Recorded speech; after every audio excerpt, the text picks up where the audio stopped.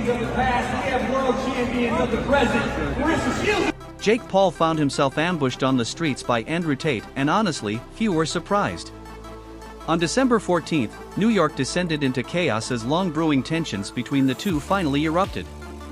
Their encounter wasn't something either of them had arranged, they happened to cross paths by sheer coincidence. Still, Jake couldn't help but hurl some dramatic insults at Andrew. What came next was pure chaos, just as Andrew had been warning could happen all along. Clear to me, you are desperate for a reality check. This is the hardest sport in the world, and people dedicate their lives to this, and most of them never get a payday. It never pays off for the majority of fighters who would. When it comes to Jake Paul, it's no secret his rise has come from constant controversy, whether it's challenging combat legends like Mike Tyson or choosing opponents that help preserve his unbeaten record. But what occurred on December 14th went way beyond the usual provocations. This time, it was Andrew Tate, a man worth $710 million and a four-time world kickboxing champion, who stepped right up to Jake in the heart of a busy street, as if he had something to prove. And indeed, he did. If you want to fight and you want to set a contract, send one to me. I will take a few weeks break from living my retired life to kick the living fuck out of a fucking goofy, fucking entitled dickhead like you. You know my name, Andrew Tate. Fucking Google it if you want to know more. Any day, anytime. For those who might not know, Andrew Tate is not the kind of man who does anything halfway. This wasn't just some casual run-in or a Twitter argument taken offline. Tate directly confronted Jake Paul in a crowded public space, surrounded by fans holding their phones high, ready to capture every second. It was, without question, a very public wake-up call. And Jake? His usual bravado seemed to evaporate instantly. If his confidence had a dial, Andrew turned it straight to mute. Come on, fight! Make it!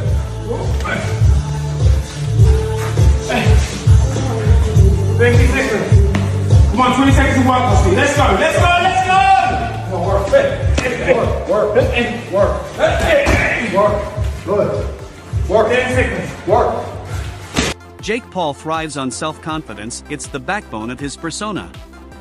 Whether it's taunting opponents or flaunting his lifestyle to 20 million followers, that self-belief fuels his brand and boosts his pay-per-view numbers.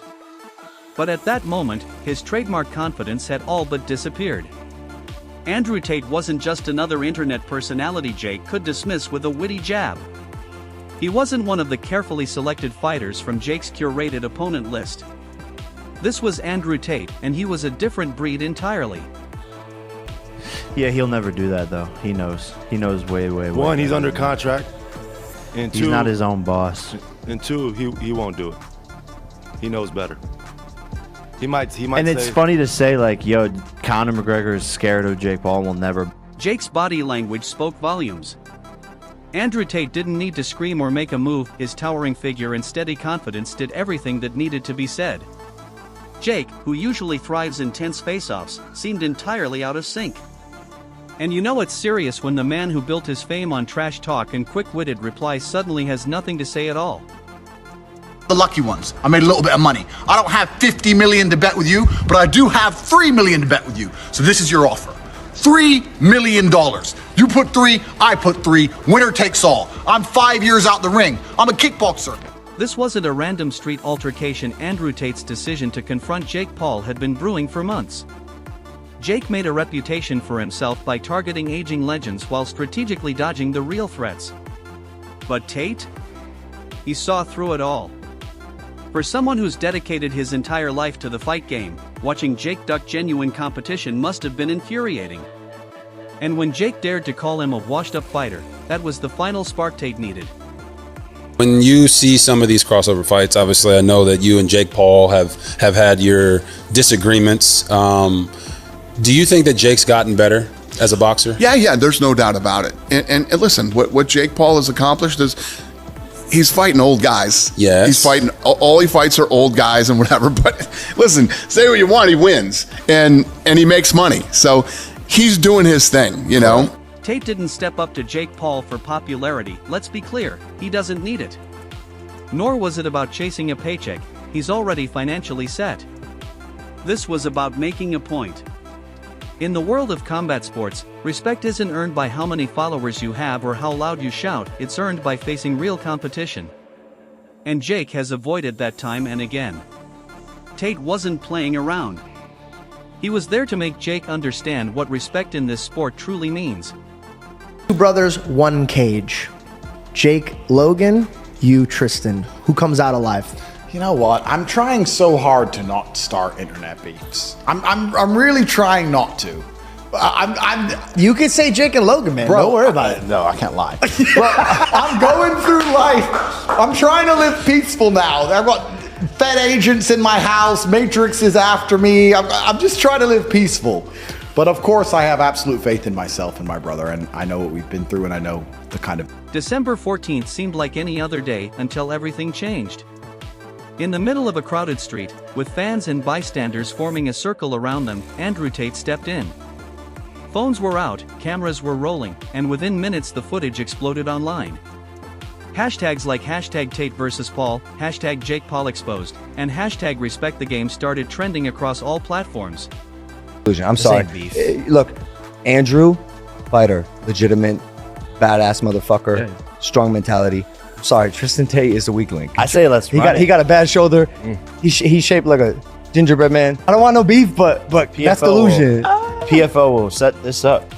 A MMA double tag team match. 10 million for everybody. You might have a fight on your hands. That would go crazy. Let's do it. Let's do it. No, seriously. I'm let's about do the it. action. Like I'm less talk now. Let's just fucking go. Yo, but you know for a fact, me and Jake will travel to Romania. We will make this happen. We'll do it wherever you want, whatever condition. Jake Paul's entire image is based on being untouchable, the defiant underdog who constantly shuts down his doubters and turns criticism into motivation. He's built his career on that story, the outsider who crashed the combat sports world, took on seasoned fighters, and rose to fame through bold claims and big risks. His confidence, often crossing into arrogance, has powered his taunts, fearless forecasts, and over-the-top self-promotion. It's that larger-than-life persona that both draws fans in and riles up critics, making him one of the most talked-about figures in modern boxing. But when Andrew Tate stood across from him, that entire facade collapsed in an instant. This wasn't just a heated exchange, it was a moment that peeled away the image Jake had so carefully crafted. Gone were the smirks, the clever insults, and the inflated ego. What remained was a thick, visible tension that no one watching could ignore. Tate didn't feel like the kind of opponent Jake had faced before. He wasn't another viral celebrity or influencer chasing fame or a paycheck. He radiated something real, a grounded, undeniable presence forged by years of true fighting. He didn't rely on theatrics to intimidate. And in that moment, it was crystal clear, Jake wasn't just facing another online rival. He was staring down a man who embodies what being a real fighter means.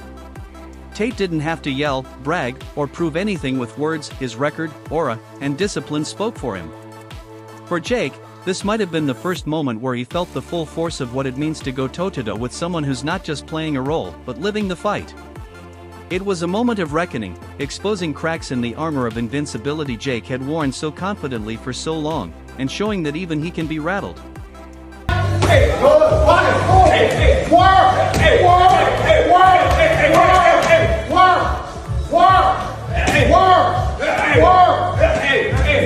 keep going.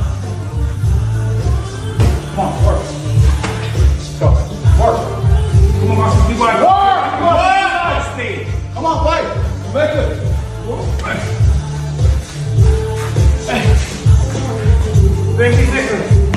Come on, 20 seconds to walk, Steve. Let's go. Let's go. Let's go. Andrew Tate didn't have to do much. His mere presence spoke volumes. With his imposing build and years of experience as a world kickboxing champion, he didn't need to raise his voice or posture aggressively. Meanwhile, Jake Paul was clearly shaken. He attempted to respond with his usual comebacks, but this time, his remarks landed with no impact. This was not a moment he could talk his way out of. And once the footage spread online, it was game over, at least for Jake's ego. In just a few hours, memes overtook Twitter, TikTok, and Instagram. From people joking that Jake looked like a child being scolded by his father, to ruthless parodies of his tough guy persona, social media had a blast. At the same time, Andrew Tate's popularity surged. Even those who weren't his fans couldn't help but acknowledge his calm dominance and presence. On the planet is Jake Paul. Why? I mean, who's doing it? I mean, if Mike Tyson says let's do this, are you down? 100%. I'm gonna make Mike my girlfriend. Would you fight Mike Tyson? Again, no, because he's now old, and I would be an absolutely tragic shame to knock out our old version of his prime self. That doesn't feel fair. Prime Tyson would have ripped me apart in the boxing match, so to beat him when he's past his prime is dishonorable, and I'd feel dirty for doing that. So there's no amount of money on the planet that could do this. The conversation exploded. Was Andrew Tate justified in publicly calling Jake out, or was this just another example of two inflated egos clashing in the circus of modern combat sports? Fans, fighters, and analysts were split. Some praised Tate's boldness, calling it a necessary reality check to expose the superficial direction the sport seemed to be heading. They felt Tate stood for what combat sports should be: hard work, real tests, and genuine respect earned in the ring. For them, his confrontation wasn't about ego, it was a defense of everything the sport represents. But others weren't convinced. They saw the whole thing as a staged spectacle, a carefully crafted stunt to boost engagement, dominate newsfeeds, and keep both names in headlines. For them, it was less about honor and more about marketing, another round in a fight to stay relevant. They argued both men relied on attention, and this face-off was just a continuation of their brands thriving off controversy. Still, no matter where you landed, one thing was undeniable: this wasn't going away anytime soon. The incident struck a chord, sparking a broader conversation not just in boxing, but in the entire sports world. It wasn't just a story about two men anymore, it became a symbol of the fight between tradition and viral fame. And with interest rising, it was clear this rivalry had only just begun. A fighter in a way that he never will be. I'm known as a fighter in the way that if you throw me in a cell with a murderer, a rapist, and two drug dealers, people look at me and go, oh, hey, respect. He would have left with a higher male body count than his fiancée. That's how he would have left. This clash wasn't just between two individuals, it was a head-on collision between two ideologies, both representing different forces shaping the direction of combat sports. Jake Paul symbolizes the modern wave, a world where influence outweighs experience, and visibility matters more than skill. His boxing ascent wasn't forged in amateur fights or against elite opponents. Instead, it grew from his massive online reach, calculated challenges, and headline-grabbing events. For Jake, it's about virality in business just as much as it's about boxing. His fights often feel more like marketing campaigns than sporting milestones. In contrast, Andrew Tate stands for the old-school warrior mindset. A fighter molded by discipline, hardship, and years in the ring, his approach comes from a place of authenticity. Tate's perspective is rooted in values earned through blood, sweat, and sacrifice, not through trending hashtags. To him, boxing isn't about followers. It's about legacy and respect earned through battle. Their face-off wasn't just personal, it reflected a broader cultural collision in the sport. It laid bare the growing gap between those who treat fighting as sacred and those who view it as another route to fame. This was the past clashing with the present, with the future of combat sports hanging in the balance. He'd mentioned me before, and there'll be people out there saying, oh, Carl Froch's talking about himself, he's after a payday. Listen, I'm not after a payday. I'm doing all right. There's no problem. To Andrew Tate, this wasn't simply about Jake Paul, it was about what Jake had come to represent: the growing preference for spectacle over substance in combat sports. In Tate's eyes, Jake is the face of a movement that prioritizes internet buzz, spectacle, and strategic fame over true skill and gritty experience.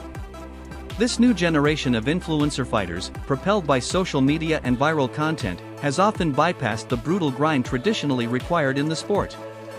While fans may find it entertaining, Tate sees it as a threat, something that risks erasing the sacrifice and discipline that define real fighters. By confronting Jake, Tate wasn't just fighting for his own respect, he was speaking on behalf of an entire community of athletes who've earned their place through grueling training and hard-fought battles. This wasn't a publicity stunt, it was a stand against the commercialization of the fight world. Tate's message was loud and clear. In this game, respect can't be bought or manufactured, it's earned. His actions symbolized more than just a personal grudge, they represented a fight for the soul of combat sports. One cage. Jake Logan, you Tristan. Who comes out alive? You know what? I'm trying so hard to not start internet. In the aftermath of the confrontation, the internet was on fire. social media exploded with debates, reaction clips, and endless memes.